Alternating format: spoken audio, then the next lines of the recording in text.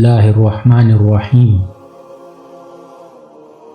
جھوٹی نبوت کا دعویٰ کرنے والوں کے بارے میں ہم نے ایک موضوع شروع کیا تھا، جس میں ہم 3 شخصیات کے بارے میں اپنی ویڈیو بنا چکے ہیں۔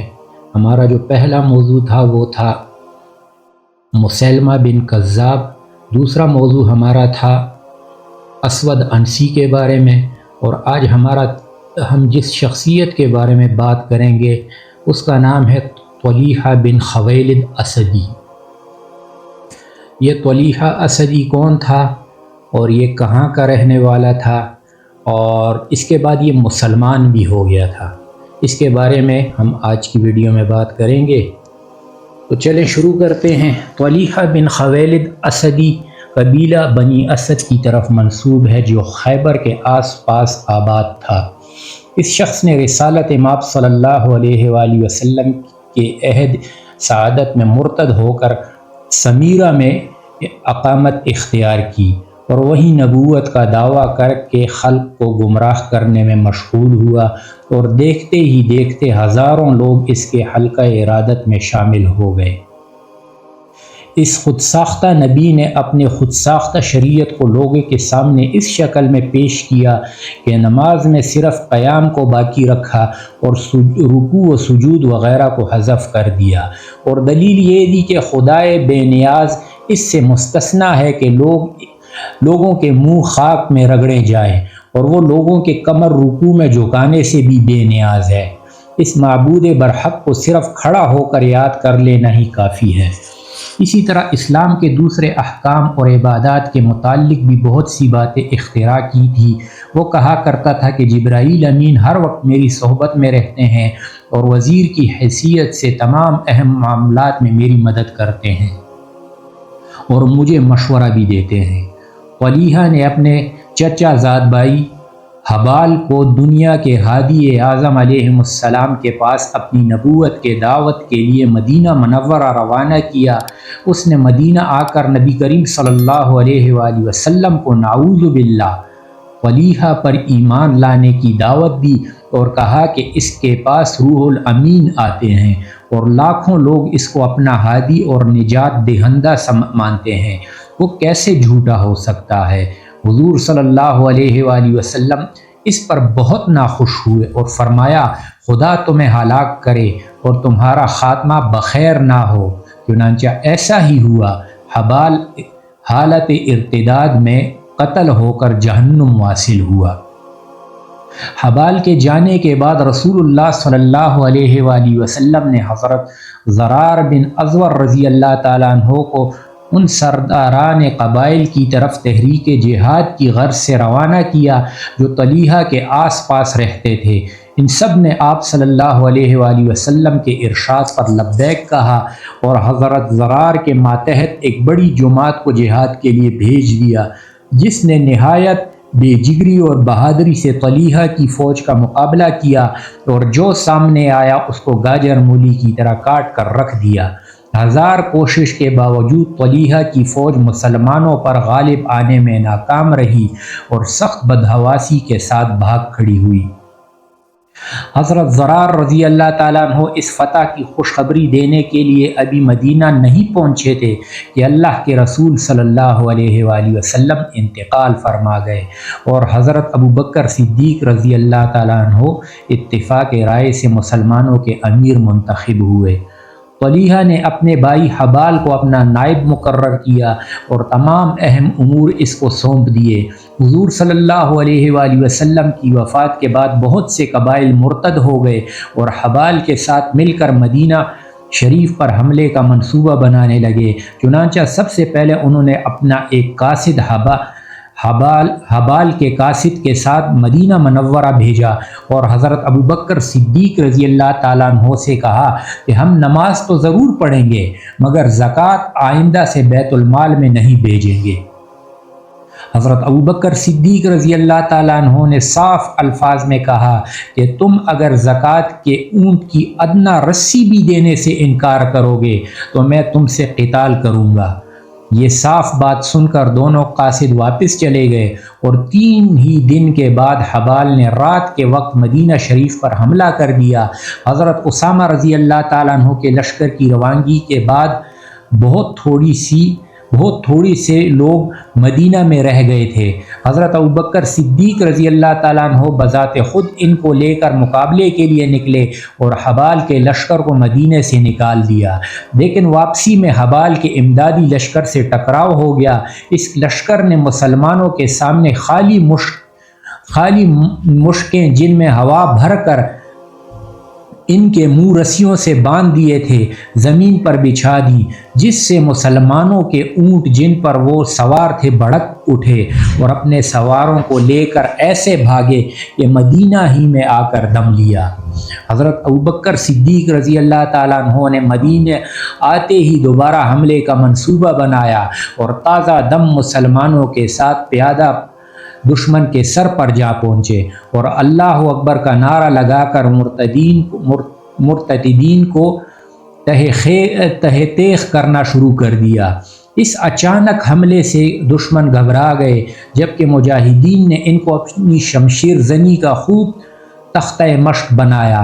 نتیجہ یہ ہوا کہ دشمن طلوع سے قبل ہی بھاگ کھڑا ہوا اور مسلمانوں کو فتح نصیب ہوئی۔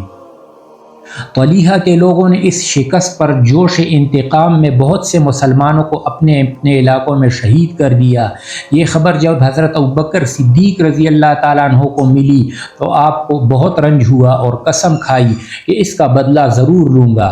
2 مہینے کے بعد حضرت اسامہ بن زید کا لشکر بھی فتح کے حریرے اڑاتا ہوا مدینہ واپس آ گیا۔ حضرت ابوبکر صدیق رضی اللہ تعالیٰ عنہ نے حضرت اسامہ کو مدینہ میں اپنا نائب مقرر کیا اور خود مسلمانوں کے ساتھ طلیحہ کی سرکوبی کے لیے روانہ ہوئے۔ مسلمانوں نے آپ کو بہت روکا اور قسمیں دیں کہ آپ خود جہاد کی مشقت گوارا نہ فرمائیں، مگر آپ نے ایک نہ سنی اور یہ فرمایا کہ اس لڑائی میں بنفس نفیس اس لیے جانا چاہتا ہوں کہ مجھے دیکھ کر تمہارے دل میں جہاد فی سبیل اللہ کا جذبہ پیدا ہو۔ حضرت ابوبکر صدیق رضی اللہ تعالیٰ عنہ اور دوسرے مسلمانوں نے میدان جنگ میں بہت خوب اپنی شجاعت کے جوہر دکھائے اور ارتداد کے حلقوں میں قیامت مچا دی۔ نتیجہ یہ ہوا کہ مرتدین کے ایک مشہور سردار عطیہ کو قید کر کے بنی زیبان کے سارے علاقے پر قبضہ جما لیا۔ دوسرے قبائل نے میدان جنگ سے فرار ہو کر اپنی جان بچائی۔ اس کے بعد امیر المومنین اپنے لشکر کے فوراً مدینہ کی طرف اس خیال سے لوٹ گئے کہ کہیں مرتدین مل کر مدینہ میں کوئی تازہ فتنہ نہ کھڑا کر دیں۔ حضرت ابوبکر صدیق رضی اللہ تعالیٰ عنہ نے مدینہ واپس آ کر تمام اسلامی لشکر کو 11 دستوں میں تقسیم کر دیا اور ہر ایک دستے کے لیے الگ الگ جھنڈے اور امیر مقرر فرما دیے۔ چنانچہ حضرت خالد بن ولید رضی اللہ تعالیٰ عنہ کو امیر بنا کر طلیحہ کی سرکوبی پر مامور فرمایا۔ حضرت اکرمہ بن ابو جہل کو امیر بنا کر مسلمہ کذاب کی طرف روانہ کیا۔ حضرت عدی بن حاتم رضی اللہ تعالیٰ عنہ کو امیر بنا کر قبیلہ طے کی طرف بھیجا، کیونکہ اس قبیلے نے بھی طلیحہ کی مدد کی تھی، اس لیے اس کی گوشمالی بھی لازمی تھی۔ حضرت عدی رضی اللہ تعالیٰ عنہ نے اپنے قبیلے میں جا کر اسلام کی دعوت دی اور انحراف و سرکشی کے نتائج سے آگاہ کیا۔ چنانچہ قبیلہ طے نے سر تسلیم خم کر دیا اور دوبارہ حلقہ بگوش اسلام ہو گئے۔ اس طرح حضرت عدی رضی اللہ تعالیٰ عنہ کی دعوت اور تبلیغ سے دوسرے قبائل جو طلیحہ کے مددگار تھے دوبارہ مسلمان ہو گئے اور طلیحہ سے تعلق منقطع کر دیا۔ اب حضرت خالد بن ولید رضی اللہ تعالیٰ عنہ نے حضرت عکاشہ بن محض اور ثابت بن ارقم کو تھوڑی سی فوج دے کر طلیحہ کی خبر لینے کے لیے روانہ کیا اور اس کا سامنا حبال کی فوج سے ہو گیا۔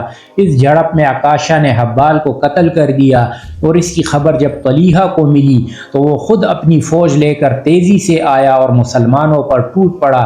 اس مارکے میں طلیحہ نے حضرت عکاشہ اور ثابت بن ارقم دونوں کو شہید کر دیا۔ یہ خبر جب حضرت خالد بن ولید رضی اللہ تعالیٰ عنہ کے لشکر کو ملی تو مسلمانوں کو بہت افسوس ہوا۔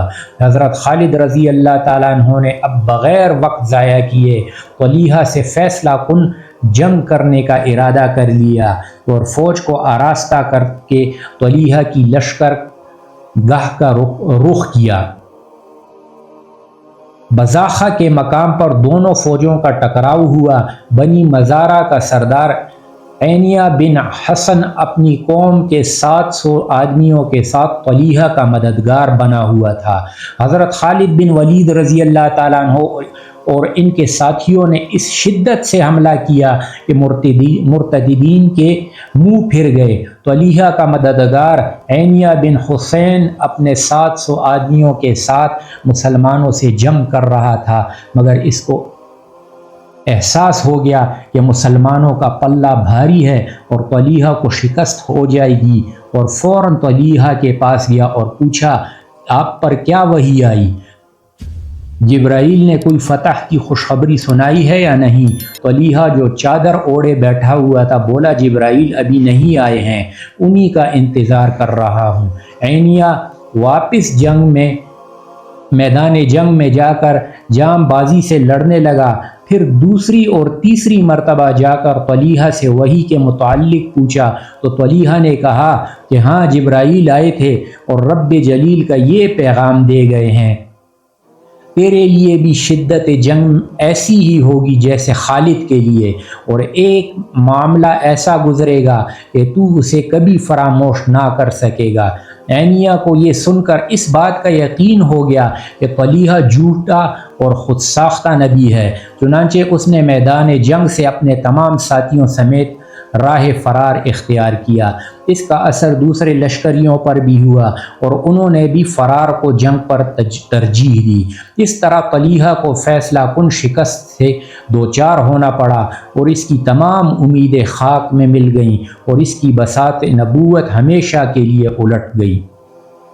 طلحہ نے صورتحال کی نزاکت کو دیکھتے ہوئے فرار ہونے میں اپنی عافیت سمجھی اور ایک تیز رفتار گھوڑے پر سوار ہو کر ملک شام کی طرف بھاگ گیا، اور اس کے تمام بقایا لشکر نے دوبارہ اسلام قبول کر لیا۔ کچھ عرصے کے بعد طلحہ کو بھی حق تعالیٰ نے توبہ کی توفیق عطا فرمائی اور وہ مشرف با اسلام ہو کر حضرت عمر رضی اللہ تعالیٰ عنہ کے زمانے میں شام سے حج کے لیے آیا اور مدینے جا کر آپ کے ہاتھ پر بیعت کی اور عراق کی جنگوں میں مسلمانوں کے ساتھ مل کر بڑے کارہائے نمایاں انجام دیے۔ خصوصاً جنگ قادسیہ میں طلحہ نے بڑی بہادری اور جوان مردی سے لشکر اسلام کا دفاع کیا۔ وآخر دعوانا الحمد للہ رب العالمین۔